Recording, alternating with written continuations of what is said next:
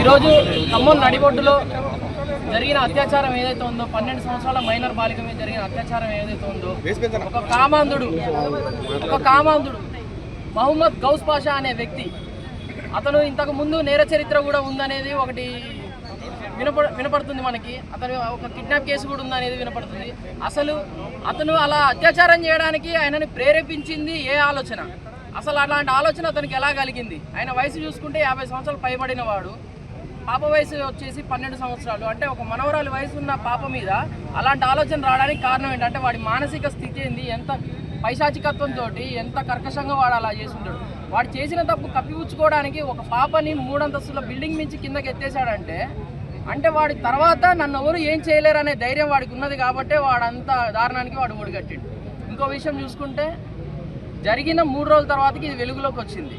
అసలు పాప కండిషను సీవియర్గా ఉండి హాస్పిటల్లో ఉండబట్టి ఆ విషయం బయటికి రాలేదు. ఒకవేళ పాపకి స్పృహ రాకపోతే ఈ కేసు పరిస్థితి ఏమయ్యేది? అసలు జరిగిన విషయం ఎటుపోయేది? ఇది బయటపడ్డది కాబట్టి ఇది ఒక్కటే. బయట పడకుండా ఇంకెన్ని జరుగుతున్నాయి ఖమ్మంలో మనం ఒకసారి చూసుకోవాలి. ఇంకొకసారి ఇలాంటివి రిపీట్ కాకుండా ఉండాలంటే యూపీ తరహాలో శిక్షలు వేయాలి.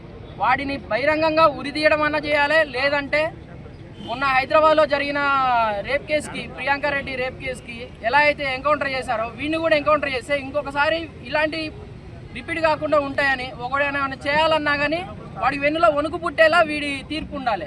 వాడు 50 సంవత్సరాలు దాటినోని తీసుకుపోయి జైలు పెడితే 3 పూటలు తిని పందికొక్కులా బలుస్తున్నాడు. వాడు జీవితం మొత్తం చూసిండు. ఈ పాప పరిస్థితి ఏంటి? 12 సంవత్సరాల పాప అంటే మంచి చెడు తెలియని పాప. ఆ పాపకి అసలు ఏం తెలియదు. తెలియని పాపను అలా చేసిన అంటే ఎంత జీవితం చూడాల్సిన పాప, స్కూల్కి వెళ్ళాల్సిన పాప మళ్ళీ బ్యాగ్ వేసుకొని స్కూల్కి వెళ్ళగలుగుతుందా? వెన్నుముక్క డ్యామేజ్ అయింది అమ్మాయిది, కాలు చేతులు ఇరినాయి, పక్కటెముకలు ఇరినాయి. అమ్మాయి ఆరోగ్య పరిస్థితి ఏంటిది? చిన్నప్పుడే ఇలాంటి ట్రామాకి గురైనప్పుడు లైఫ్ లాంగ్ అమ్మాయిని అది వెంటాడుతుంది. అది పక్కన పెట్టేస్తే అమ్మాయికి ఎక్స్గ్రేషియా ఇప్పించాలనేది మన డిమాండ్.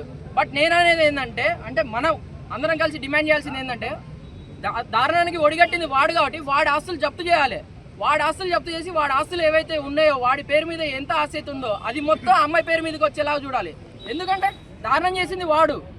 సరే, గవర్నమెంట్ దీనికి బాధ్యత వహించాలి. కానీ వాడి ఆస్తులు ఎప్పుడైతే జప్తు చేసి అమ్మాయికి ఇస్తావో ఇంకొకడు ఆ దారుణానికి ఒడిగట్టకుండా చూస్తాడు.